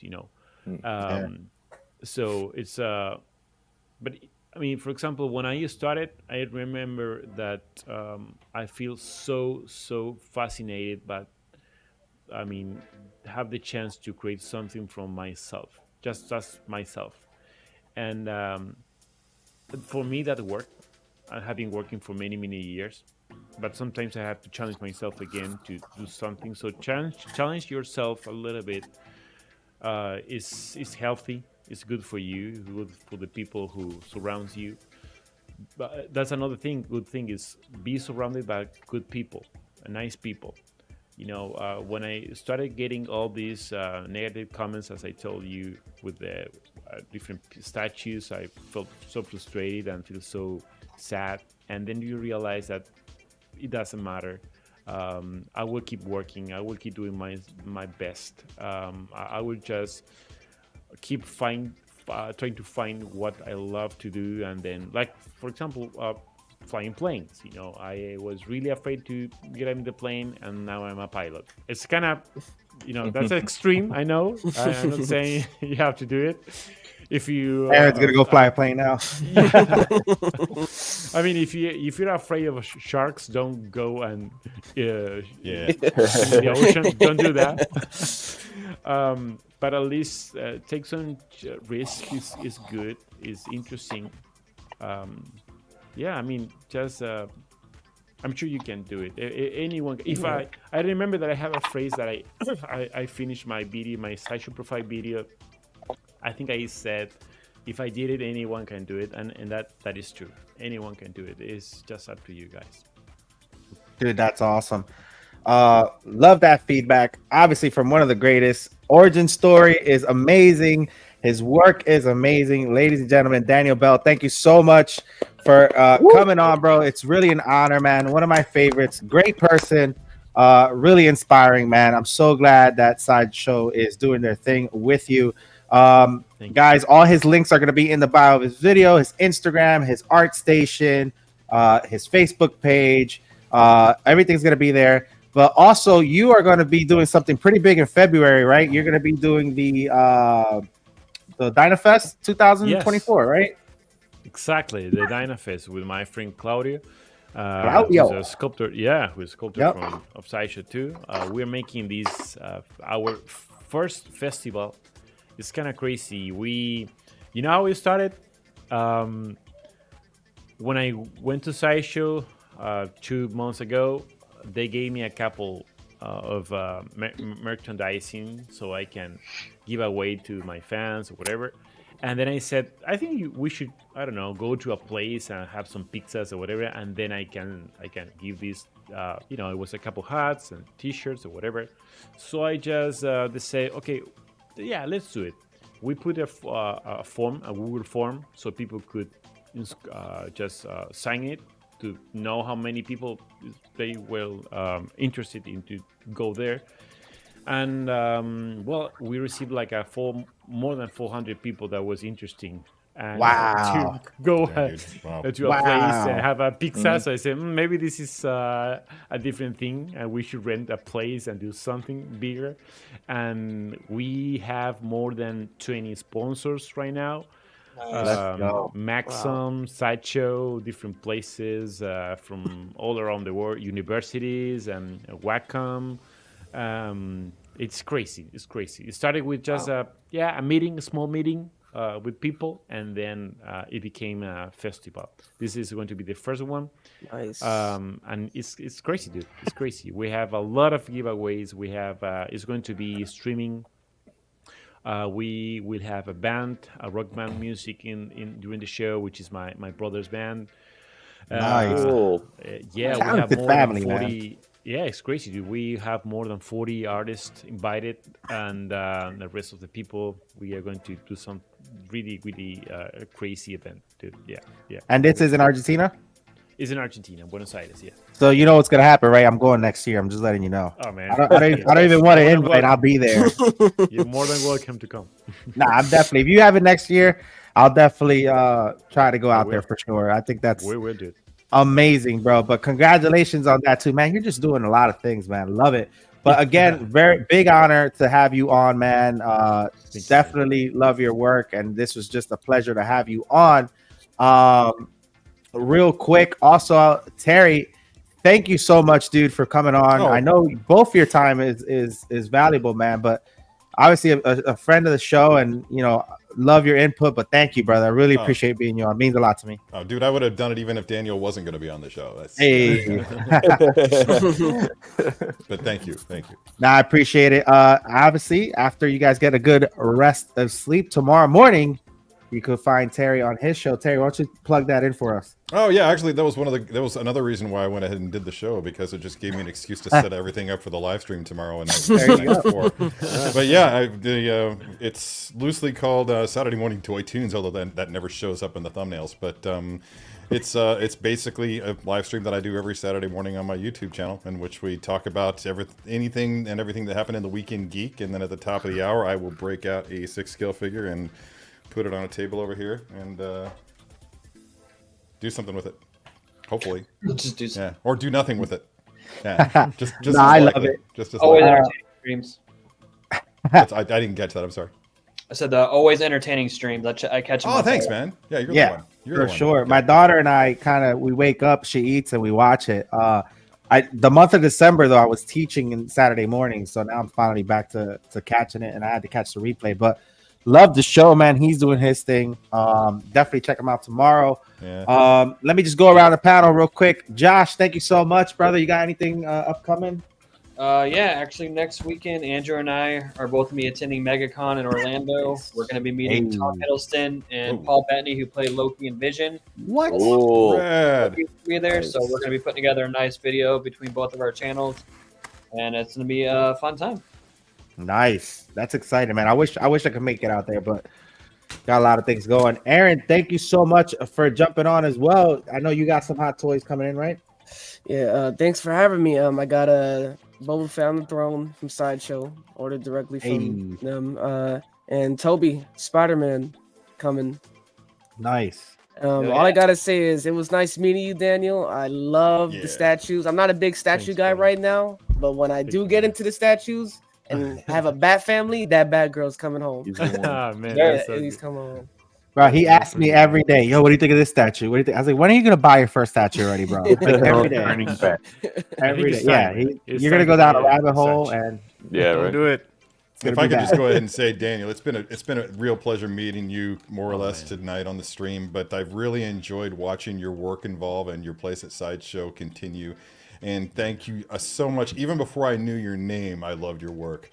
And that's really, you're really a great addition to the team there, and I'm really glad they brought you on board, because you have really enhanced the appearance of my place, I can say personally. Oh man, thank you so much for those. Thanks. Let's go. I really appreciate it, man. It definitely was nice meeting you, man, and I love hearing your story and your backstory and everything. And like I said, it's really awesome that your family encouraged you the way they did to kind of get you out here, and it really says a lot, and I'm very happy for you, man. Yeah, man. Trust the process. Trust the process. Yeah. Sean, dude, I know this was a special episode for you because he's like, when I tell you he's the ultimate Daniel Bell fan, he really is. He hit me up so many times, like, yo, can I ask this question? I'm so excited. What do you think is gonna happen? But dude, I appreciate you having you on. I know you got some artwork coming up, but go ahead. The floor is yours, my friend. Yeah, no, thank you very much for having me on once again, as always. Daniel, great to meet you, man. Your work has been a big inspiration to me.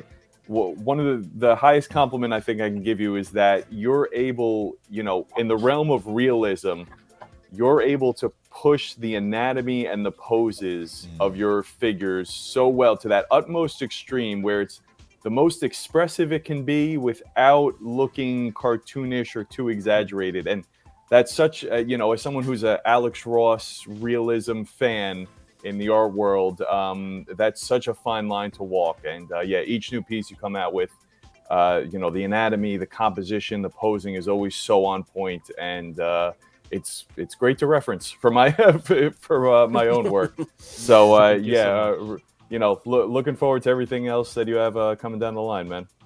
Thank you, brother. Thank you. It means so much. That's awesome. Thank you. Awesome. Eddie Mendez, thank you for jumping on, brother. Great questions. First time having you on, and obviously we just hung out for the first time in Cali last weekend. Appreciate you being on, bro. Hope it's not your last time. Yeah, hell yeah, man. I appreciate you letting me jump on last minute. And yeah, anytime you'll have me, I'll be here. I appreciate the opportunity to letting me stream with Daniel here. I love your statues, man. Love your work with anatomy. Even as a fan of bodybuilding, like it's cool to be able to merge those two hobbies together in, enjoying that anatomy and then you with your statues and your sculpting, man. You're really great. You knocked it out of the park with your first female sculpture, man. Really good stuff. And then Surprise with Terry. Been watching him for a long time and enjoy your Saturday shows, man. Thanks, man. So excited that I was able to, jump on here with you and hear everything you had to say. So, and then again, I know all these guys. I'm always having fun streaming with everybody. So appreciate it, Miguel. Yeah, of course, man. Well said too. Thank you so much.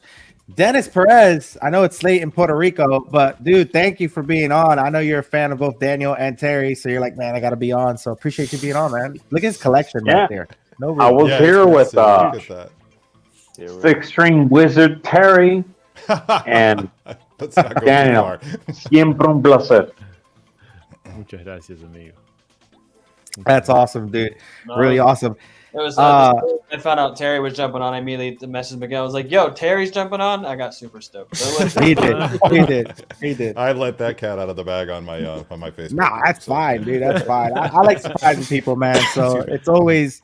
I mean, this for me. This is what it's about. I'm trying to bridge the gap between the hobbyist or the fan or even the customer to the people behind the artwork and the people behind the scenes. I think that's so important to the hobby, and I think it's missing from our hobby. Like, we're all about pre-orders, we're all about buying, we're all about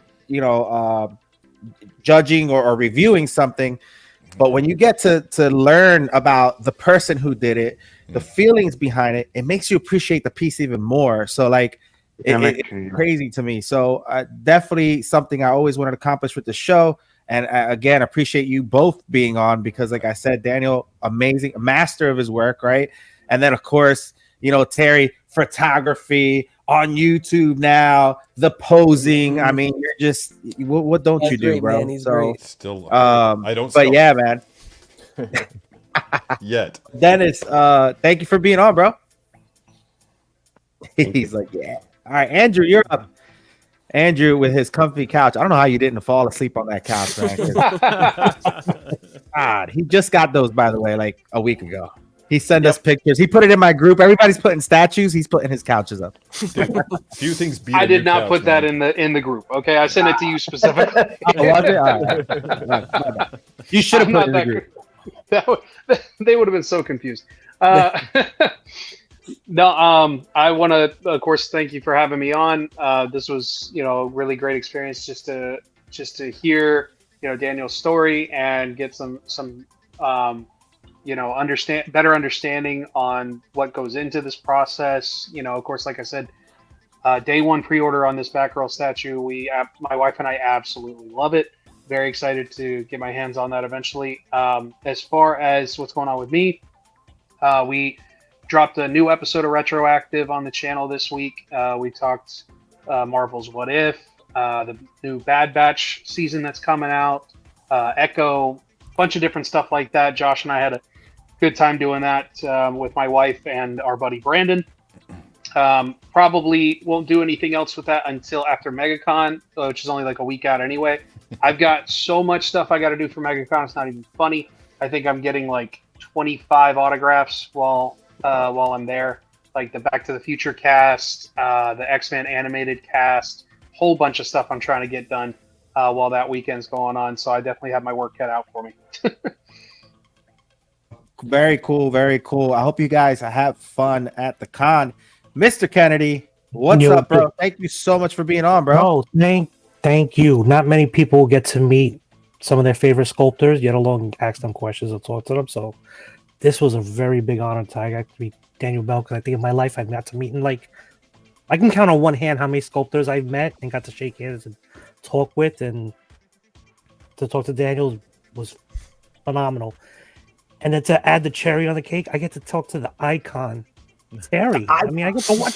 He's an icon, man. I years watching his videos. He and it's is. just like I joined the show, and I'm like, that's Terry. Like, oh I know. We get to like see his evolution.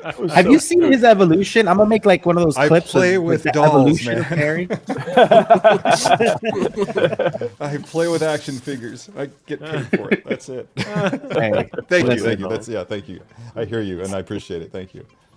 Nah, listen, I appreciate all of you. I really do, for taking your time out Friday. Again, we went a half hour over our time. There was so much to talk about, but it's so interesting. So thank you. Again, it was an honor.